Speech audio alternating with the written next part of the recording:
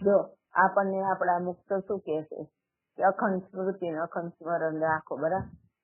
તો આમને પણ એમ જ કીધું છે, હર પલ ને હો પ્રભુ સુમિરન તેરા, એસા બના દે પ્રભુ જીવન મેરા. અને ખરેખર હૃદયપૂર્વક નો અવાજ કાઢ્યો છે.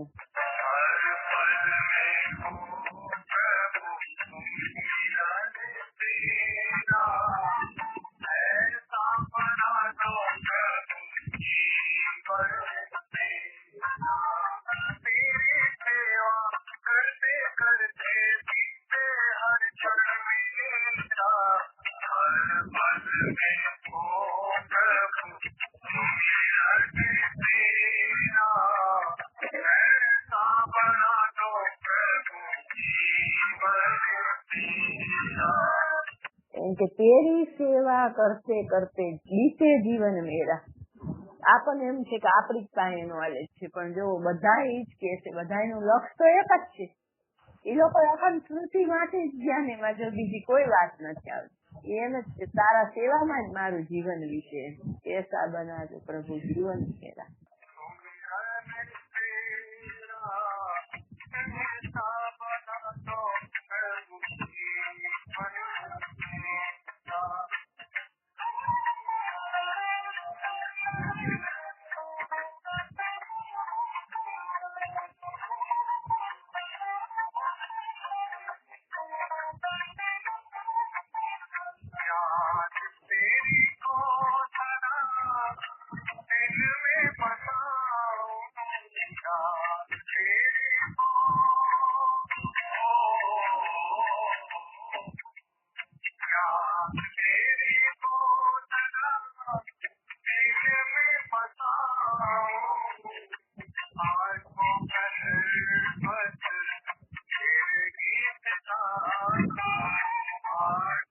યાદ તેરી દિલ में બસાવું, આઠો પહર બસ તેરે ગીત ગાવું. એટલે એક મહારાજ વિના બીજું કઈ જ નહીં એમ. કેટલી ઊંચી વાત છે એમ કે બધી હરેક પર બસ ભગવાન તમારું જ સ્મરણ મને થાય.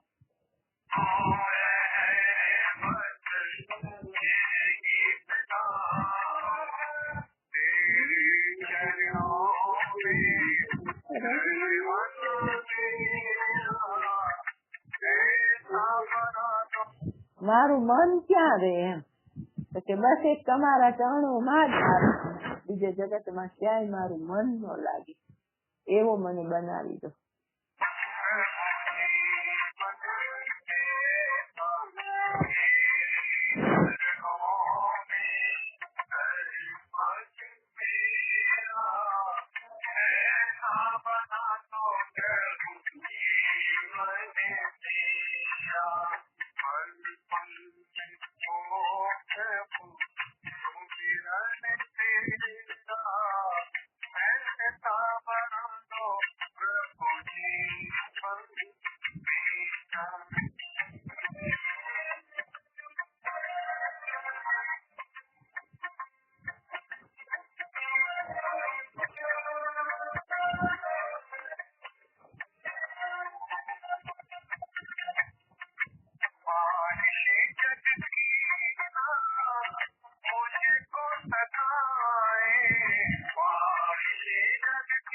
ख्वाहिश जगत की ना मुझको सताए, એટલે પાંચ વિષય આવી ગયા, એક પણ પંચ વિષય મને ન સતારે. પછી હમણાં આગળ એમ કે ચિંતા હરગીજ ના નજદીક આય. ચિંતા ક્યારે નજીક નો આવે? જયારે સંપૂર્ણપણે કરતા મહારાજને મનાય તો આપણી પાસે ચિંતા ન આવે, કારણ કે જે પરિસ્થિતિ આવે છે એનું નિર્માણ કરનારા મહારાજ છે, તો આપણને ચિંતા નહીં થાય. તો એક નાના વાક્યમાં કેટલી મોટી વાત માની લીધી કે સંપૂર્ણપણે કરતા પણ તમારું મનાય મને.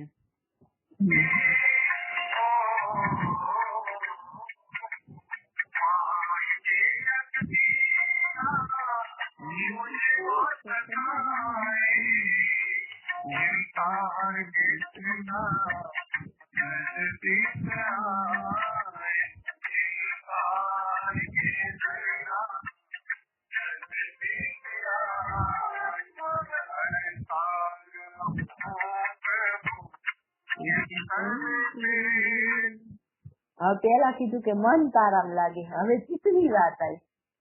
કરતા રહું પ્રભુ ચિંતન તેરા. મનન ચિંતન ને નિધિ ધ્યાસ આવે ને પેલું મન લગાડ્યું ને હવે ચિત્તમાં ભગવાનને લીધા એમ. તો કે બસ હું એક તારા સ્વરૂપનું ચિંતન કર્યા કરું એવું મને તમે બનાવી દો.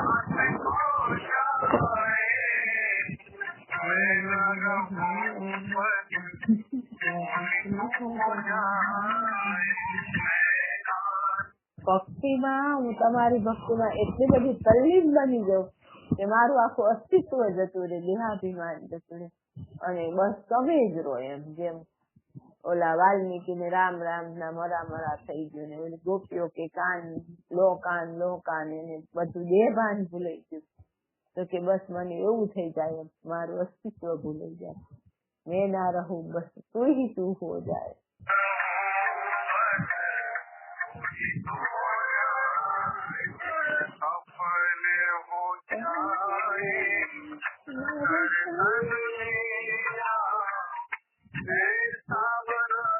મારો મનુષ્ય જન્મ છે આ વખતે સફળ થઈ જાય.